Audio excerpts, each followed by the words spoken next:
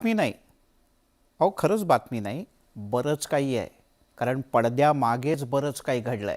झालंय असं की 2019 मध्ये शिवसेनेनं राष्ट्रवादी काँग्रेस आणि काँग्रेससोबत हातमिळवणी केली आणि सर्वाधिक जागा जिंकून भाजप सत्तेपासून दूर राहील.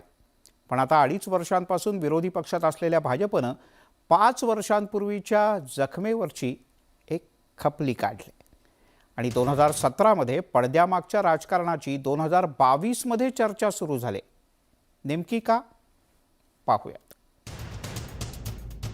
महाविकास आघाडी आणि भाजप यांच्यातील सत्ता संघर्ष काही केल्या थांबायचं नाव घेत नाहीये. आमदार फोडाफोडीच्या धमक्या, राष्ट्रपती राजवटीचे इशारे हे सुद्धा दिले जात आहेत. त्यातच आता भाजपनं 2017 मधील पडद्यामागच्या राजकारणाचा उलगडा करत राष्ट्रवादी आणि काँग्रेसवर निशाणा साधलाय. भाजप नेते आशिष शेलार यांनी राष्ट्रवादी सोबत सत्ता स्थापन करण्याची ऑफर होती, पण शिवसेनेमुळे ऑफर नाकारली असं म्हणत शिवसेना आणि राष्ट्रवादीला टोला लगावला. भारतीय जनता पक्षाला राष्ट्रवादी बरोबर सरकार करण्याची ऑफर असतानाही नीती नियमाने चाललेली भारतीय जनता पार्टी शिवसेनेला सोडून 3 पक्षाच्या सरकारला तयार नव्हती.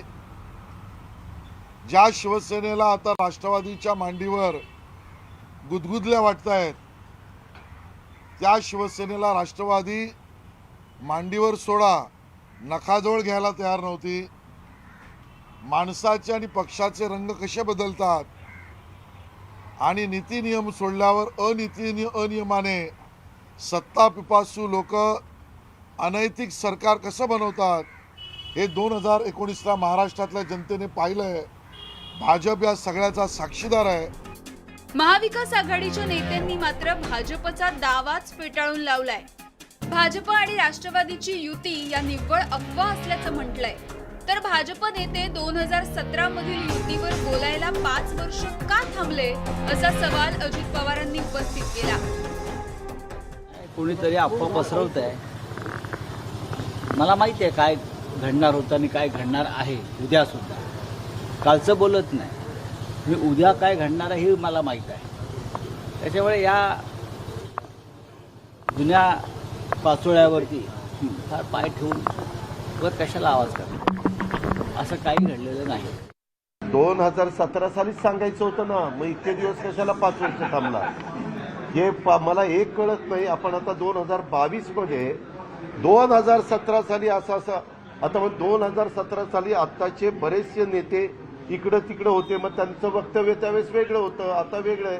ते 2017ला असं झालं, 2012ला तसं झालं, 2010ला तसं झालं, ह्याच्यात कुणाला रस नाहीये. तर काँग्रेसचे नेते आणि महसूल मंत्री बाळासाहेब थोरात यांनी 2017 मध्ये काय घडलं हे माहीतच नसल्याचं म्हणत बोलणंच टाळलं. तेव्हा आता काय तो दावा त्यांनी केला असला तरी मला अजिबात त्यावर विश्वास नाही. अशा प्रकारची कोणती चर्चा किंवा कधी वाटलं सुद्धा नाही. आता बऱ्याच वेळा मंडळी जसं सुचेल तसं मांडत असते आणि आपण मीडिया त्याला प्रसिद्ध देत असतो. भाजप आणि राष्ट्रवादीच्या 2017 मधल्या युतीच्या चर्चा आज निरर्थक आहेत. पण राजकारणात कधीही काहीही घडू शकतं आणि याचा काही नेम नाही. महाविकास आघाडीच्या माध्यमातून महाराष्ट्रानं अनपेक्षित आघाडीचा अनुभव तर घेतलाच आहे आणि त्यामुळे भविष्यातही आजचे शत्रू मित्र बनले आणि आजचे मित्र जर शत्रू झाले तर आश्चर्य वाटायला नको. Bureau report.